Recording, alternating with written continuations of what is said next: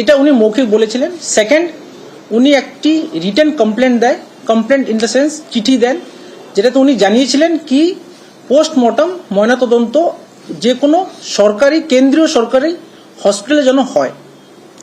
এই দুটো দাবি আপনারা জানেন। আমরা এই দুটো দাবি নেওয়ার পর ইনকোয়েস্ট যখন হয়ে যায়, আমরা এসিজিএম বারুইপুরকে একটা চিঠি করি কি এটাতে জুডিশিয়াল ম্যাজিস্ট্রেটের প্রেজেন্সে যেন পোস্টমর্টমটা হয়। এরপর আমরা উনি ওটাকে ডিসমিস করে দেন। যেহেতু কিছু আইন অনুযায়ী কোনো রুলস আছে, আপনারা জানেন দুটো ক্ষেত্রে, পার্টিকুলার দুটো ক্ষেত্রেই কিন্তু জুডিশিয়াল ম্যাজিস্ট্রেটের প্রেজেন্সে ময়নাতদন্ত হয়। এই দুই পরিপ্রেক্ষিতে যেহেতু আমি ডে 1 থেকে বলছি, প্রথম দিনকের থেকে আমরা ভিকটিমের বাবা ওদের ফ্যামিলির সঙ্গে আমরা যোগাযোগে আছি। ওনারা যা যা অ্যাসিস্ট্যান্স চেয়েছেন আমরা প্রত্যেকটা অ্যাসিস্ট্যান্স ওনাদেরকে দিচ্ছি। যেহেতু কালকে ভিকটিমের বাবা উনি বললেন, উনি এই দুটো আগ্রহ দেখালেন কি এই দুটো ওনারা করতে চান, আর যেটা আমাদের পক্ষে টেকনিক্যালি সম্ভব হচ্ছিল না। এই কারণে গতকাল গভীর রাতে আমরা মাননীয় ক্যালকাটা হাইকোর্টে একটা ফাইলিং করি এই দুটো মেইন ইস্যুতে।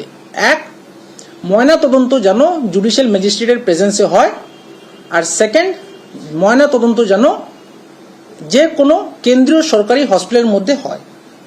এই দুটো দাবিতে নিয়ে আজকে 2টোর সময় হিয়ারিং হয়, একটা আর্জেন্ট হিয়ারিং হয়। আপনারা জানেন আজকে রোববার, তবুও একটা আর্জেন্ট হিয়ারিং এতে আমরা সবাই থাকি।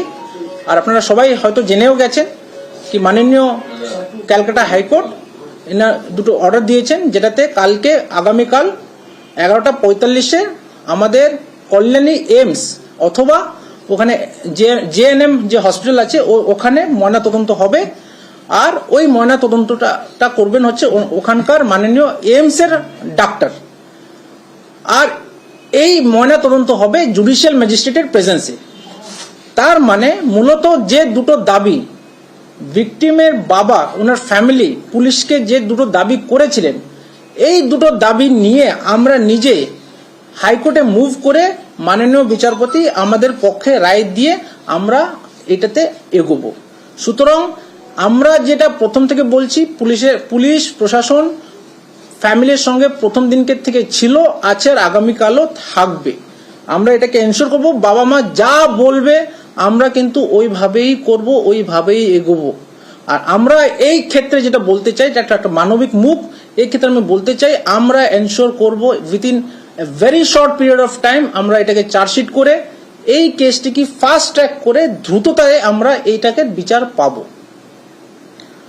এর সঙ্গে যেটা আমি বলতে চাই, কিছু কিছু সোর্সেস, কিছু কিছু সূত্র থেকে যেটা আমরা খবর পাচ্ছি, কিছু ভুল মিডিয়া চ্যানেল হোক কিংবা অন্যান্য তথ্য হোক যেখানে আমরা পাওয়া যাচ্ছে কি কিছু ভুল অপপ্রচার হচ্ছে, পুলিশ ইনঅ্যাকশন বলুন কিংবা বলা হচ্ছে কি ট্যাম্পারিং অফ এভিডেন্স হয়েছে।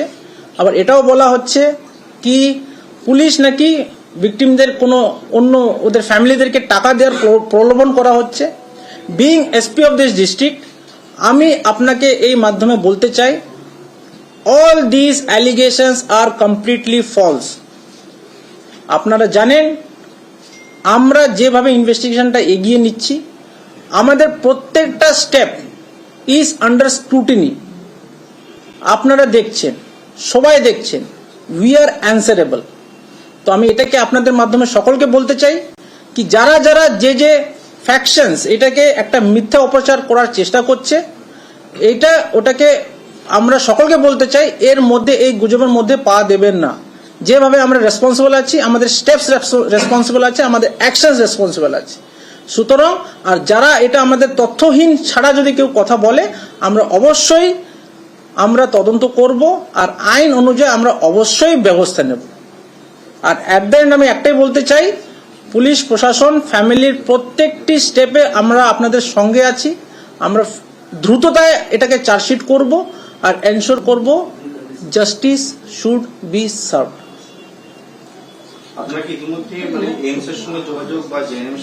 এখন যোগাযোগ করা হচ্ছে, আমরা এটাকে দ্রুততায় কমপ্লিট করব।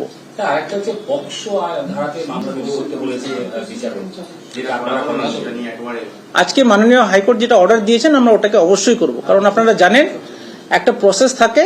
কালকে আপনারা সব টাইমলাইন জানেন কিভাবে আমরা কখন ইনকোয়েস্ট হলো, আমরা কালকে অ্যাডিং সেকশন, মার্ডারের অ্যাডিং সেকশন আমরা কালকে দুপুরে প্রেয়ার দিয়েছি। একটা প্রসিডিউরাল ব্যাপার থাকে, কারণ আইও অকিউপাইড ছিল, আইও ইনকোয়েস্টেড ছিল, তারপরে আইও ওখান থেকে পোস্টমর্টম করতে ওখান থেকে বডিটাকে নিয়ে গেছিল। যেহেতু মাননীয় হাইকোর্ট এই অর্ডারটা দিয়েছেন, আমরা অবশ্যই এটাকে মান্যতা দিয়ে আমরা এটাকে অ্যাডিং সেকশন লাগাবো। ফরেন্সিক এক্সপার্টের জন্য আমরা অলরেডি চিঠি চলে গেছে, পিও ভিজিট হবে, ফরেন্সিক এক্সপার্ট স্যার অবশ্যই আসবে।